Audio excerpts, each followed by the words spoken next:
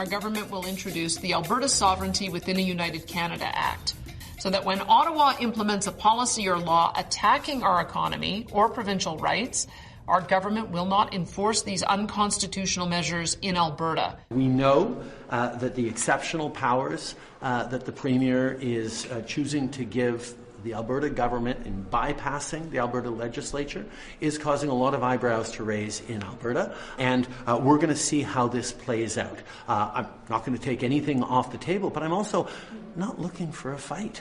We want to continue to be there to deliver for Albertans. There's going to be things that we agree with that government on. There's going to be things we disagree with them on. And my focus is always going to be constructive in terms of delivering for people right across the country. Okay, Danielle Smith first, the Premier of Alberta, on her introduction of that Alberta Act, if she called it, and then Justin Trudeau's reaction. So I thought we'd start off. Tom Mulcair is standing by, of course. Our feature brought to you by Guaranteed Industries, where you can get a great deal on your fall promotion right now for a Lennox system. But Tom, let's talk about tone, first of all, from what you heard in those two comments. Well, you have to watch this Danielle Smith thing. It's a 4-minute introduction to her justice minister, who then explains the bill. It's one for the political archives. It's absolutely fabulous because, on the one hand, she says this whole thing is about making sure that Ottawa stays within its jurisdiction. So she says, for example, they're going to have to stick to their lane. And she keeps giving the examples of, believe it or not, guns and fertilizer, because they're trying to take away guns that people bought legally. And by the way, the Alberta government has nothing to do with this. It's going to be enforced by the RCMP, which doesn't come under the aegis of the Alberta government. But I digress. Fertilizer, well, as a matter of reducing greenhouse gases, because they failed at everything else they've tried, now Stephen Guilbeault has said to the prairie provinces, by the way, the feds are going to be counting how much fertilizer you use. Of course, that's got every single agricultural province up in arms. So she's doing one thing that is going to come as a total shock, because we never see it here in Quebec. She's saying crazy stuff to please her base. This has no foundation in law. In fact, if you want to take it one step further, the jurisdiction of the Alberta legislature is to pass laws and change them and remove them. She's removing that jurisdiction from the legislature, who are all elected officials, and giving it to her hand-picked cabinet, the executive. So she's removing from the legislative branch, giving to the executive the power to make and remove laws. Of course, she's doing the exact opposite of what she said this whole thing is about, because she's doing what she reproaches Trudeau. She's in somebody else's jurisdiction, but she's not within one contradiction. What she's doing goes against every fundamental. It's totally illegal, totally unconstitutional, and she knows that. Well, I think she might know it, because she's also the same person who, of course, sided with Putin and Russia against Ukraine when she was making, musing and making comments about that. By the way, that'll probably lose her enough votes with the Ukrainian Canadian population, especially around Edmonton, to even lose the election. But what she's doing here is desperate. She's trying to stake out territory where the leader of the NDP, Rachel Notley, who did 4 years as Premier, who is ahead of Smith in the polls and has every chance of winning again, she's trying to stake out turf for her base, exactly like Legault did during his campaign. When Jean Boulet started saying racist things against immigrants, it didn't come out of the blue. It came against the backdrop of Legault attacking immigrants, and it was a part of a plan, is to get their base on side. This is all that Danielle Smith is doing here, getting her base on side. Okay, I asked you about tone, though, so you heard Justin Trudeau's reaction, pretty much what you would have expected, I guess? Yesterday he said he was going to ignore it. Today he said he's not taking anything off the table, which probably made their day in the Conservative Party. If Trudeau really wanted to help the Conservatives get reelected, he would somehow contrive to take this thing to court. But you remember when Doug Ford used the notwithstanding clause 2 weeks ago? Yeah. And Trudeau was up in arms and made him back down and removed the notwithstanding clause? And a lot of people reminded him that he did nothing when Legault invoked the notwithstanding clause with Bill 21, Bill 96, and so forth. And it's the same thing here. Trudeau has failed to do anything to protect religious minorities or the English language minority here in Quebec. But it looks like he might be spoiling for a fight, because when he's not taking anything off the table, he's got more than enough experts in his government saying, look, this is completely nuts. You shouldn't let the province of Alberta do this because it's a precedent you don't want to set. Okay, and then former Premier Jason Kenney resigns, right? He gives up his seat. What do you think what's he cooking? Well, he was essentially saying she's nuts. He just walked away from the whole thing. He said it in much kinder terms than what I just said. But his resignation letter couldn't make it clear that there was no possible way he was going to stick around, even though he had been elected for a full term and he could have stayed on. It was his way of showing that I'm absolutely walking away from this gong show that she's intent on creating. He'll be back. She's not a serious player, but she shouldn't be dismissed. Yeah, Tom, I think what Natasha is alluding to is, do you think that Jason Kenney is doing this to launch another run to come back as premier? There's no comeback for Jason. Okay. I can't see, after what happened to him in his home province, I can't see him ever becoming an attractive candidate unless, here I am contradicting what I just said, but unless Pierre Poilievre does a total crash and burn in the next campaign, then that doesn't seem to be in the cards. He's doing a very good job of organizing. He's getting ready, recruiting candidates, raising lots of money. So I don't see him flaming out completely. But if he were to do that, Kennedy would be one of the people waiting in the wings. Okay. I was saying one of the most terrifying things to me about Danielle Smith is that she sounds very measured, controlled. Oh, fantastic. Yeah. Right?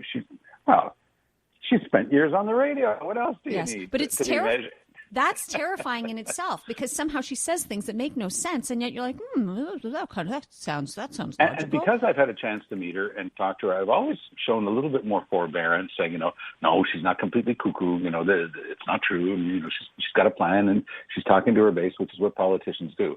But this is so outside anything even plausible. The fact that she was able to get a lawyer to stand there, her justice minister, and mumble into the microphone that this was all hunky-dory, it's embarrassing to watch. It's a shameful day for Canada. But when things start to spiral out of control, when you abandon your principles the way Trudeau did with regard to Quebec and the notwithstanding clause and his constant talking about rights but then never fighting for them, then you're almost inviting this sort of contestation. So it's like, it's a rowdy crowd that he's created out there. Next in line, of course, is going to be Premier Moe of Saskatchewan, who's spoiling for a fight with Trudeau as well. Right. All right, let's move to provincial politics. We saw Francois Legault give up and look what could be a record-setting speech today in terms of how long he spoke. Apparently, according to Jim Meny, lasted an hour and 16 minutes. And he didn't cover, and I thought this was interesting, and Jim made a good point about this, all the stuff that, of course, he did cover in the election campaign, he did not talk about today. Language was not the issue. Got a very small portion of what he talked about today. It was about the issues they, of course, should have been talking about during the campaign. What did you think of what you heard? Well, let's stick with the language one for a minute, because yesterday he just threw, a bomb at this thing, saying that within a couple of years he only wants 100% Francophone immigrants to Quebec. So that means basically, if you're an American company that you've just been given a sweetheart deal with the Caisse de dépôt and every other investment arm of the Quebec government to come in and set up shop, and you want to immigrate here with your family, you're going to be told, not only are you not allowed to go to English school, you have to go to French school, but you're not even, as a matter of fact, we don't even want you here. You can't even immigrate here anymore. You're not a Francophone. It was so bizarre. I have a feeling that there were wordsmiths on his speech quite late last night, because he went completely off script. And every time he touches anything to do with immigration, he shows just how profoundly unknowledgeable he is about the issue. We saw it during the campaign. We just referenced it. But again, this stuff yesterday about 100% Francophone immigration, it wasn't thought through. He just throws this stuff out there. With regard to the rest of the campaign, look, this guy's got 4 years and a massive majority. He's got lots of time to pick and choose amongst the stuff he said. My money is on the fact that he and Fitzgibbon and Éric Girard, they just want to stay with the economy, keep with the economy, create jobs, get Quebec, in a much better position economically. And if they stay with that and away from the other crazy stuff, well, then maybe we'll all benefit from it. Okay. With respect to what he's talking about today, and I'm not sure that he touched on this whole PQ issue, if they can get in, not get in. Did something develop on that story today as far as the PQ is concerned? We're going to follow that tomorrow, but I'll say a little bit along the lines of what we discussed yesterday. The PQ yesterday decided to give the whole issue a pass. They just let the new speaker get chosen, and that was smart because they showed a lot of class and respect for the institution, and people noticed that. Even though they weren't looking for attention, people still talked about it because it was one of the few issues other than the choice of the new speaker. Today, it's Legault's turn. This lengthy stem winder that he gave, trying to cover a bunch of territory. Nobody's really that interested. There's no news came out of it. Maybe that was the approach that he wanted to take. But tomorrow morning, we are going to see the Parti Québécois, the three members, try to get into the House.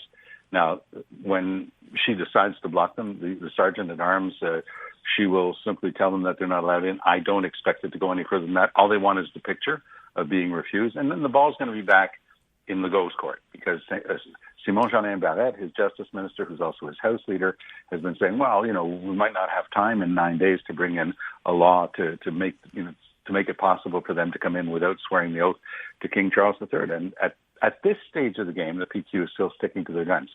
Are they going to fold their tent, as we mentioned yesterday, and maybe ask Joël Arsenault? I doubt that Pascal Bérubé would ever swear that oath, but maybe Arsenault could be persuaded to do it, so they at least have somebody in there avoiding a unanimous situation that would affect them negatively. Okay. By the way, what did you call it, Tom? A stem winder?